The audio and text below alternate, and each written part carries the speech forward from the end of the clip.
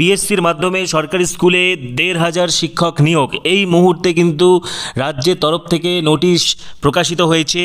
পিএসসির মাধ্যমে পশ্চিমবঙ্গের সমস্ত সরকারি স্কুলে শিক্ষক নিয়োগ হবে। ওয়েলকাম এভরিওয়ান, WBSLST সংক্রান্ত আজকের video, West Bengal teacher recruitment 2024 সংক্রান্ত আজকের ভিডিও তোমাদের জন্য অত্যন্ত গুরুত্বপূর্ণ হতে চলেছে। WBPSCর মাধ্যমে রাজ্যের শিক্ষক নিয়োগ সংক্রান্ত গুরুত্বপূর্ণ তথ্য আজকের ভিডিওতে শেয়ার করব। পাশাপাশি তোমাদের নানা রকম প্রশ্ন রয়েছে, একাধিক কনফিউশন আজকে দূর করব। তার আগে বলছি, যারা যারা আমাদের চ্যানেলে নতুন ভিডিও দেখছো এখনই সাবস্ক্রাইব করো, সমস্ত আপডেট তোমরা এখানেই পাবে, সেই জন্য এখনই সাবস্ক্রাইব করো, পাশে থাকা বেল আইকনটি প্রেস করে দাও এবং ভিডিওটি প্রচুর প্রচুর প্রচুর শেয়ার করে দাও। WBPSC টিচার রিক্রুটমেন্ট নিয়ে যারা টেনশন করছে তাদের মাঝে ভিডিওটি শেয়ার করো, যাতে তারাও চিন্তামুক্ত হতে পারে। তো ইতিমধ্যে কিন্তু আমি তোমাদেরকে আমার আগের ভিডিওতে একদম ডিটেল কিন্তু গ্যাজেট নোটিফিকেশনটা আলোচনা করে দিয়েছি, সিলেবাসও দেখিয়ে দিয়েছি। তো এই মুহূর্তে একটি বড় আপডেট কিন্তু চলে এসেছে। ঠিক আছে, তোমাদেরকে আমি জানিয়েছিলাম যে ৯,০০০ পোস্ট কিন্তু স্যাংশন রয়েছে এই মুহূর্তে টিচিং এ। ঠিক আছে, এবং পিএসসির মাধ্যমে রাজ্যের সরকারি স্কুল, সরকারি মডেল স্কুল, ইন্টিগ্রেটেড গভর্নমেন্ট স্কুলে ১৫০০ শিক্ষক নিয়োগ হবে এবং এই ভ্যাকেন্সি কিন্তু আরো বাড়বে। এই মুহূর্তের যে বিশেষ বিগ ব্রেকিং এবং সুপার এক্সক্লুসিভ আপডেট শেয়ার করছি, লোকসভা ভোটের মুখে রাজ্যের মডেল স্কুল এবং নিউ ইন্টিগ্রেটেড গভর্নমেন্ট স্কুলগুলোয় নবম থেকে দ্বাদশে সরকারি শিক্ষক শিক্ষিকা নিয়োগের বিধি জারি করলো স্কুল শিক্ষা দপ্তর।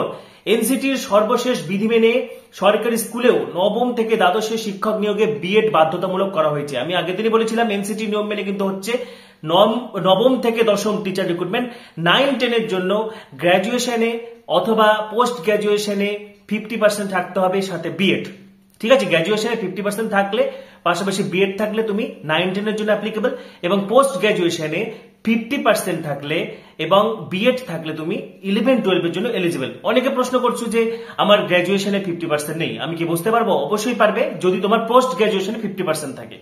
এবং যারা SC ST OBC রয়েছে তোমাদের 45% নম্বর থাকলেই হবে। SC ST OBC দের ক্ষেত্রে কিন্তু 5% নম্বর ছাড় রয়েছে। ঠিক আছে, এবং যাদের গ্র্যাজুয়েশনে 45% নম্বর নেই SC ST দের ক্ষেত্রে বা OBC দের ক্ষেত্রে, বা যারা জেনারেল বা রিজার্ভ ক্যাটাগরি তাদের দেখা যাচ্ছে যে 50% নম্বর নেই। তোমাদের যদি পোস্ট গ্র্যাজুয়েশনেও 50% নম্বর থাকে তাহলে কিন্তু তোমরা 9-12 সবগুলোর জন্য এলিজিবল, এবং অবশ্যই বিএড ডিগ্রি কিন্তু বাধ্যতামূলক।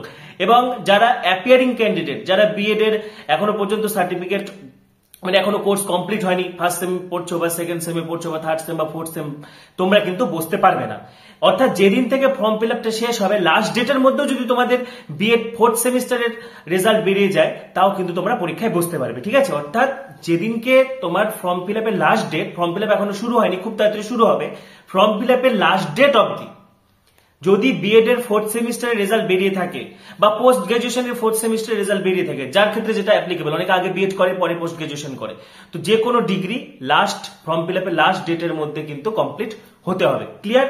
পাশাপাশি অনেকে প্রশ্ন করছো যে অনার্সে 50% আছে কিন্তু ওভারঅল নেই, অনার্স পাস মিলে নেই, তাহলে কি পারবে? অবশ্যই পারবে। মাদ্রাসা সার্ভিস কমিশনের ক্ষেত্রে ব্যাপারটা আলাদা ছিল, কিন্তু এখানে কিন্তু সেসব অসুবিধার সম্মুখীন তোমাদেরকে পড়তে হবে না।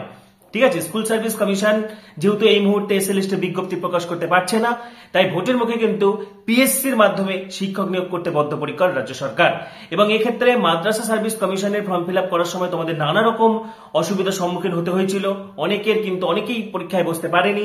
অনার্সের জন্য অনার্সে 50% ছিল কিন্তু ওভারঅল ছিল না, কিন্তু এক্ষেত্রে তোমার অনার্সে 50% থাকলেও হবে, বা ওভারঅল অনার্স পাস মিলিয়ে 50% থাকলেও হবে, বা যাদের গ্র্যাজুয়েশনে 50% নেই, পোস্ট গ্র্যাজুয়েশনে 50% থাকলেও এলিজিবল। অর্থাৎ সকলের জন্য কিন্তু একটি সুবর্ণ সুযোগ পিএসসির মাধ্যমে এই টিচার রিক্রুটমেন্ট। ঠিক আছে, বিকাশ ভবন সূত্রের খবর, সব মিলিয়ে সরকারি মডেল স্কুল এবং নিউ ইন্টিগ্রেটেড গভর্নমেন্ট স্কুলগুলোয় ১,৫০০ শূন্যপদ রয়েছে। এর মধ্যে পুরনো সরকারি স্কুল 39টি, মডেল স্কুল 55টি, আর ব্যাকওয়ার্ড রিজিয়ন্স গ্র্যান্ট ফান্ডের আওতায় 38টি স্কুল রয়েছে। যেমনটা তোমাদেরকে আগে জানিয়েছিলাম যে আগে কিন্তু স্কুলের সংখ্যা কম ছিল, এখন কিন্তু প্রত্যেক জেলাতেই প্রায় government model school, integrated school চালু হয়েছে। এবং এই নিয়োগ কিন্তু বাংলা মিডিয়াম স্কুলেও হবে, ইংলিশ মিডিয়াম স্কুলেও হবে। ল্যাঙ্গুয়েজটা একটা ফ্যাক্টর, এবং তোমাদের কম বেশি সকলেরই কিন্তু বাংলা আছে এবং ইংলিশ আছে। বাংলা মিডিয়ামের শিক্ষকতার জন্য কিন্তু মাধ্যমিক, এইচএস বা গ্র্যাজুয়েশনে বাংলা থাকা বাধ্যতামূলক, ঠিক আছে। কম্পালসারি বাংলা বলো বা মাধ্যমিকের ক্ষেত্রে প্রথম ভাষা বা সেকেন্ড ল্যাঙ্গুয়েজ বা থার্ড ল্যাঙ্গুয়েজ যাই হোক, বাংলা ভাষা থাকা বাধ্যতামূলক, বাংলা সাবজেক্ট থাকা বাধ্যতামূলক। ইংরেজি মিডিয়ামের জন্য কিন্তু ইংলিশ সাবজেক্ট থাকা বাধ্যতামূলক। অনেকের বাংলা সাবজেক্ট নিয়ে কিন্তু হিন্দি ইংলিশ রয়েছে বা উর্দু ইংলিশ রয়েছে, তোমরা কিন্তু ইংলিশ মিডিয়ামের জন্য এলিজিবল। অর্থাৎ যে মিডিয়ামের জন্য তুমি অ্যাপ্লাই করতে চাও, মিডিয়াম অফ ইনস্ট্রাকশন যেটা, সেই সাবজেক্ট তোমাকে এমপি, এইচএস বা গ্র্যাজুয়েশনে পড়ে থাকতে হবে, ঠিক আছে।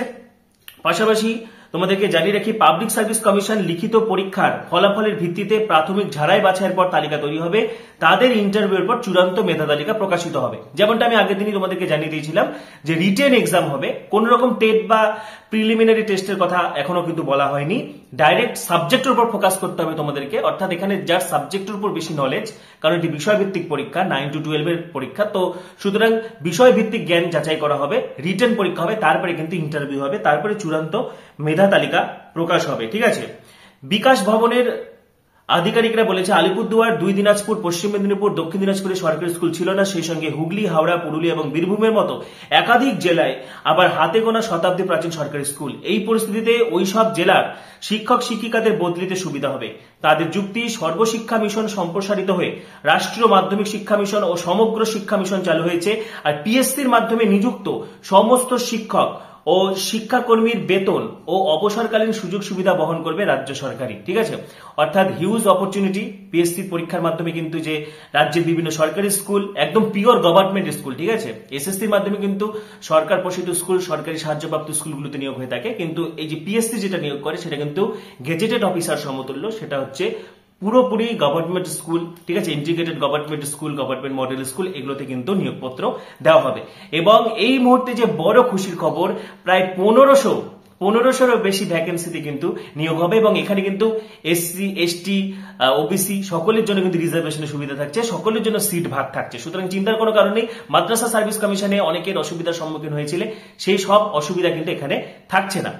পাশাপাশি সিলেবাস কিন্তু আমি আগের ভিডিওতে আলোচনা করে দিয়েছি, তা সত্ত্বেও তোমাদের মনে হাজারো প্রশ্ন রয়েছে সিলেবাস নিয়ে, আমি আরেকবার সিলেবাসটা দেখিয়ে দিচ্ছি, ঠিক আছে। কিন্তু এই সিলেবাস আপডেট হবে, একাধিক বিষয় যেমন সংস্কৃত, এডুকেশন বলো, সেই সমস্ত বিষয়গুলো কিন্তু যুক্ত হবে। সুতরাং ঘাবড়ানোর কিছু নেই, এই সিলেবাস থেকে তোমরা একটা আউটলাইন ধারণা পেয়ে যাচ্ছ, কারণ সিলেবাস খুব একটা তো চেঞ্জ হবে না, এগুলোই থাকবে। আরো নতুন কিছু বিষয় হয়তো অ্যাড হবে, যেমন এডুকেশন হতে পারে, সংস্কৃত হতে পারে। তো আমি আরেকবার সিলেবাস দেখিয়ে দিচ্ছি, এবং যাবতীয় তথ্য, যাবতীয় আপডেটের জন্য এখনই সাবস্ক্রাইব করো, পাশে থাকা বেল আইকনটা অবশ্যই প্রেস করো, এবং ভিডিওটি প্রচুর প্রচুর প্রচুর শেয়ার করে দাও। আমি আমার আগের ভিডিওতে কিন্তু সিলেবাস নিয়ে ডিটেল বলে দিয়েছি, এবং সকলের সুবিধার জন্য আমি আরেকবার দেখিয়ে দিচ্ছি, ঠিক আছে। আরো স্পষ্টভাবে সিলেবাসটা দেখিয়ে দিচ্ছি। দেখো, সিলেবাস ফর প্রিলি এক্সাম, এখানে প্রিলি এক্সাম বলতে যে রিটেন এক্সামটা 100 মার্কের, সেটার কথাই বলা হয়েছে, ঠিক আছে। তো দেখো, বাংলার ক্ষেত্রে, ঠিক আছে, উপন্যাস, কাব্য, নাটক, এগুলো তোমরা স্ক্রিনশট করো, প্রবন্ধ, ছোট গল্প, ঠিক আছে, বাংলা সাহিত্যের ইতিহাস, বাংলা ব্যাকরণ। নেক্সট, ইংলিশের সিলেবাস, এগুলো তোমরা স্ক্রিনশট করে নাও, ঠিক আছে। Grammar, vocabulary, test of comprehension. Next, chemistry syllabus, দেখো অর্গানিক কেমিস্ট্রি থেকে তোমরা স্ক্রিনশট করো।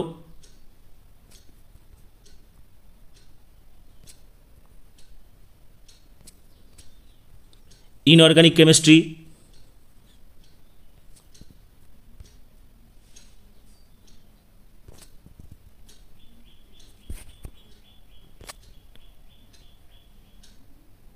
Next physical chemistry. আচ্ছা, এগুলো তোমরা স্ক্রিনশট করে নাও, ঠিক আছে, তাহলে তোমাদের কিন্তু সুবিধা হবে। কেমিস্ট্রির পরে যেটা রয়েছে সেটা হচ্ছে ইকোনমিক্স। আচ্ছা, এখান থেকে তোমরা স্ক্রিনশট করো, group A. Next, group B. এবারে জিওগ্রাফির সিলেবাস দেখো, physical geography, environmental geography, economic geography, human geography, geography of India, ঠিক আছে। নেক্সট, হিস্ট্রির ক্ষেত্রে অ্যানসিয়েন্ট হিস্ট্রি। নেক্সট, এগুলো তোমরা সব স্ক্রিনশট করো, group B, group C, group D.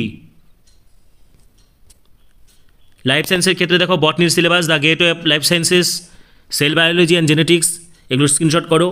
PH, buffer, water and biomolecules, plant physiology, ঠিক আছে। বায়োকেমিস্ট্রির মধ্যে দেখো enzymes, respiration, photosynthesis. Next module 6-এর মধ্যে molecular biology and plant biotechnology, microbiology, plant morphology and anatomy, ঠিক আছে, plant taxonomy, plant groups. Next zoology সিলেবাসের মধ্যে দেখো কর্ডেটস, নন কর্ডেটস ক্লাসিফিকেশন রয়েছে, এগুলো তোমরা স্ক্রিনশট করো।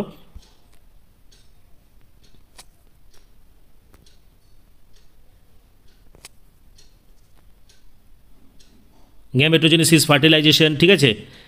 Histological organisation of pituitary, thyroid, pancreas, liver. আচ্ছা, section 3 geological time scale, origin of life, ঠিক আছে। সেকশন 4 দেখো ট্যাক্সোনমি, সিস্টেমেটিক্স অ্যান্ড ক্লাসিফিকেশন, এগুলো তোমরা স্ক্রিনশট করে নাও, ঠিক আছে। সেকশন 5 নেক্সট ফিজিওলজির মধ্যে দেখো ইউনিট অফ হিউম্যান সিস্টেমস আছে, biophysical principles, conservation of matter and energy in human system, blood and body fluids, heart and circulation, respiratory system, renal physiology, nerve muscle physiology, nervous system, sensory physiology, ঠিক আছে। Skin and body temperature regulation, the endocrine system, reproductive physiology, basic principles of work physiology and ergonomics, environmental physiology, social physiology, ঠিক আছে। আচ্ছা, next ম্যাথের দেখো algebra, set theory, Boolean বীজগণিত, ঠিক আছে, vector calculus, application of calculus, এগুলো সব স্ক্রিনশট করো।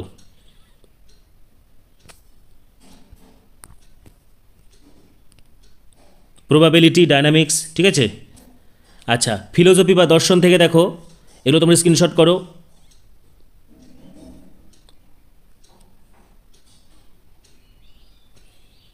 নেক্সট গ্রুপ বি এর আন্ডারে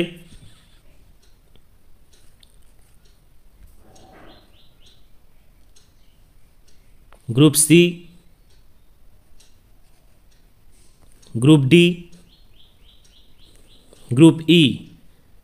আচ্ছা, নেক্সট রয়েছে ফিজিক্স, দেখো ফিজিক্সের ক্ষেত্রে স্ক্রিনশট করো।